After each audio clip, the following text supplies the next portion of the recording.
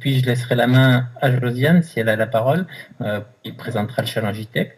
Et puis à la suite, je ferai une petite rétrospective des projets Challenge que nous avons réalisés au cours de ces dernières années, avec les étudiants, les industriels, les enseignants qui profiteront d'échanger et de partager un petit peu leur expérience. Alors, pour vous présenter la plateforme technologique, donc, je vais essayer de manipuler ce diaporama.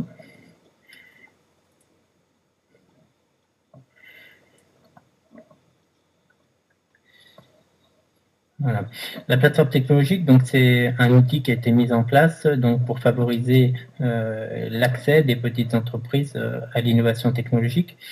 Il s'agit en fait d'ouvrir des ressources de l'éducation nationale aux entreprises en mettant à leur disposition, donc dans le cadre d'un projet de développement ou d'innovation technologique, des skills et puis des compétences. La plateforme textile et habillement Rhône-Alpes, donc c'est un réseau de partenaires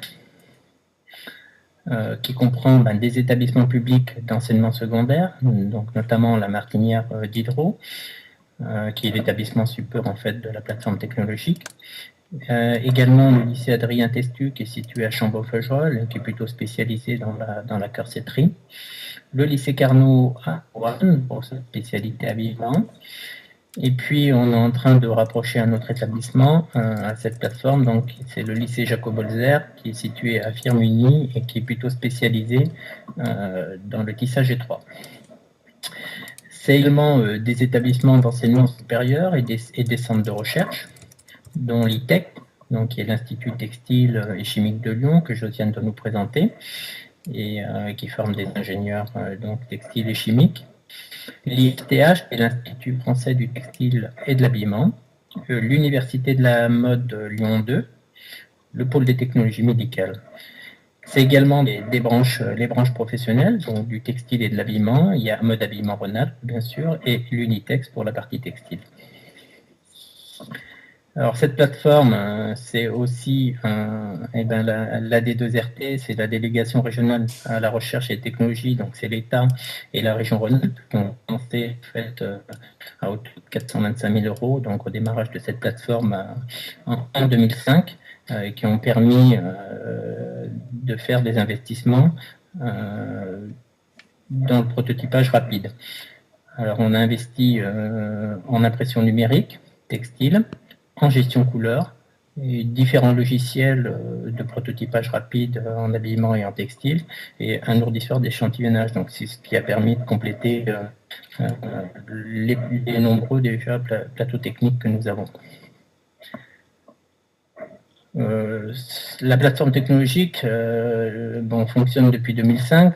Elle permet de contribuer au développement économique local, d'enrichir les passions, l'orientation scolaire, l'insertion, l'intégration des réalités économiques pour les enseignements. Elle participe également à l'effort d'innovation technologique, donc en particulier pour les très petites entreprises, ou voire même les créations d'entreprises, en faisant de la veille technologique, de la conduite de travaux, de la mise à disposition de matériel, de l'assistance technique, sur des technologies souvent nouvelles ou diffusantes. C'est aussi le développement des coopérations technologiques, donc entre enseignement, entre recherche et entreprise, donc pour améliorer et faire évoluer l'outil de formation. On peut dire que dès son démarrage en 2005, la plateforme a pu répondre donc aux différentes demandes des industriels. Il faut savoir que le nombre est en constante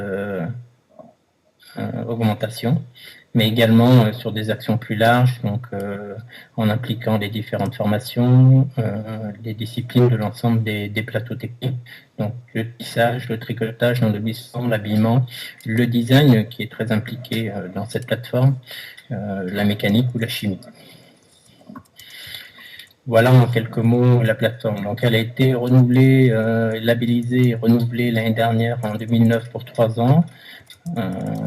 voilà, on attend aujourd'hui des nouveaux investissements pour aller encore plus loin. Voilà, donc on participe depuis le début au challenge ITEC, qui est un concours donc organisé par un de nos partenaires. On a à peu près une vingtaine de challenges en cours, de nombreuses récompenses au fil des années. Donc je ne sais pas si Josiane, je vais laisser la parole à Josiane, si elle a retrouvé